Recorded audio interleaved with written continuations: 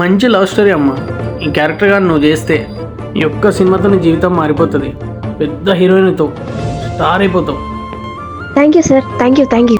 కానీ కమిట్మెంట్ ఇవ్వాల్సి వస్తుందమ్మా. మరి కమిట్మెంట్ అంటే ఏంటి సార్? అంటే ఫిజికల్గా ఏమన్నా? ఓ, ఆ కమిట్మెంటా? నాకు అర్థమైంది.